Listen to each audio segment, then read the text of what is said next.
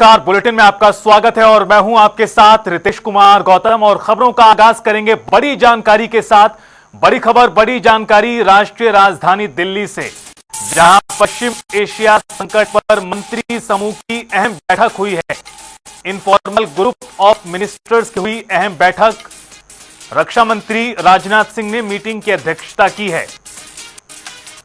केंद्रीय मंत्री जगत प्रकाश नड्डा, हरदीप पुरी, किरण रिजिजू समेत कई मंत्रीगण मौजूद रहे हैं इनफॉर्मल ग्रुप ऑफ मिनिस्टर्स की इस महत्वपूर्ण बैठक में। दिल्ली से बड़ी खबर, बड़ी जानकारी।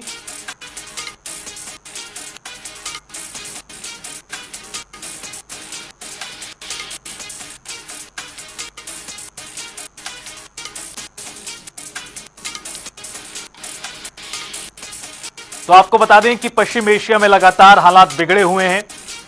ईरान, इजरायल, अमेरिका, जिस तरह से युद्ध चला उसने तनाव को बहुत ज्यादा बढ़ा दिया। हालात अभी भी पटरी पर नहीं लौटे हैं। इस बीच स्थिति बिगड़ सकती है। एहतियातन तमाम तैयारियां सरकार अपने स्तर पर कर रही है। और इस खबर पर ज्यादा जानकारी देने के लिए रुख करेंगे हमारे सहयोगी स्पर्श शर्मा, हमारे साथ जुड़ गए फोनलाइन पर।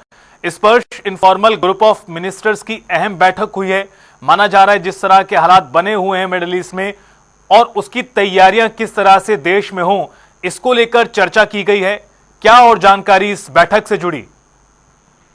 देखिए, बिल्कुल आज दिल्ली में आईजीओएम मिनिस्टर्स की ये बैठक हुई है। रक्षा मंत्री राजनाथ सिंह ने इस बैठक की अध्यक्षता की है। इस बैठक में जो केंद्रीय स्वास्थ्य मंत्री हैं जेपी नड्डा, इसके अलावा जो नागरिक उड्डयन मंत्री हैं राम मोहन नायडू, इसके अलावा जल मार्ग जो मंत्री हैं सर्बानंद सोनोवाल, वो समेत जो अन्य मंत्री हैं वो इस बैठक में मौजूद है। और पश्चिमी एशिया में जिस तरीके से हालात बने हुए हैं उसके कारण जो भारत पर जो है संकट देखने को मिलता हुआ नजर आ सकता है, या फिर किस प्रकार की जो कठिनाइयां हैं वो उत्पन्न हो सकती है, उनसे किस तरीके से निपटा जाए, उनके किस तरीके से समाधान निकाले जाए, इन तमाम विषयों को लेकर आज जो ये बड़ी बैठक है वो फिलहाल दिल्ली में देखने को मिली। इससे पहले भी हम जानते हैं कि इस तरह की जो आईजीओएम मिनिस्टर्स की बैठक है वो हुई है। और चूंकि हम जानते हैं कि पश्चिमी एशिया में जो हालात हैं, स्ट्रेट ऑफ हॉर्मुज लगातार ब्लॉकेड की कगार पर खड़ा हुआ है और उसके कारण जो कच्चे तेल के दाम है वो लगातार ऊपर जा रहे हैं। एलपीजी की जो सप्लाई है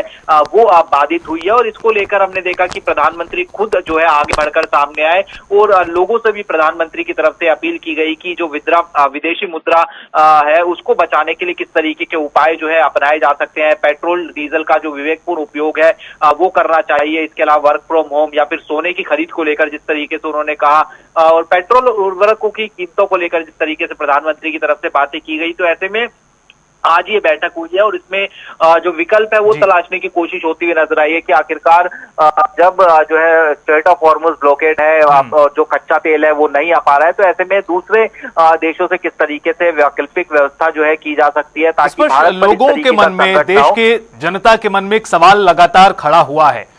प्रधानमंत्री नरेंद्र मोदी की बेहद महत्वपूर्ण अपील, जिसमें कहा गया सोना ना खरीदें, जरूरी इस्तेमाल का ही उपयोग करें तेल ईंधन का। उसके बाद आज ये महत्वपूर्ण बैठक जिसमें आप बता रहे हैं कि कई विषयों पर महत्वपूर्ण चर्चा हुई है। वैकल्पिक रास्ते क्या हो सकते हैं चुनौतियों से निपटने के? क्या सरकार कोई बड़ा फैसला लेने वाली है या इसके संकेत दिखाई दे रहे हैं इस तरह के?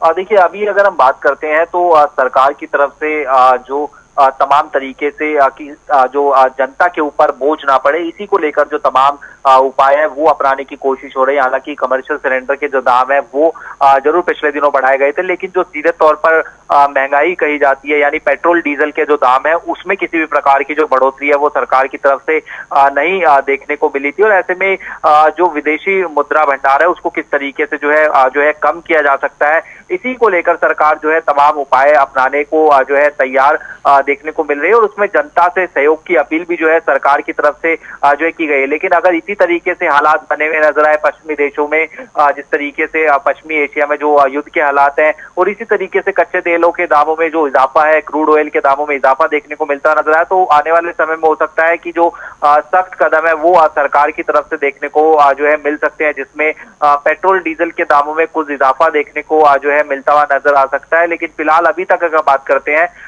जो युद्ध के हालात है उससे आम जनता पर असर ना पड़े, इसको लेकर सरकार तमाम जो प्रयास है वो फिलहाल कर रही है। चाहे वो क्रूड ऑयल खरीदने की बात हो तो वैकल्पिक जो देश है उनसे जो है लाने की व्यवस्था जो है की जा रही है, और इसलिए हम देख रहे हैं कि अभी तक अन्य देशों के मुकाबले भारत में जो है पेट्रोल और डीजल के दामों में इजाफा नहीं देखने को मिला है।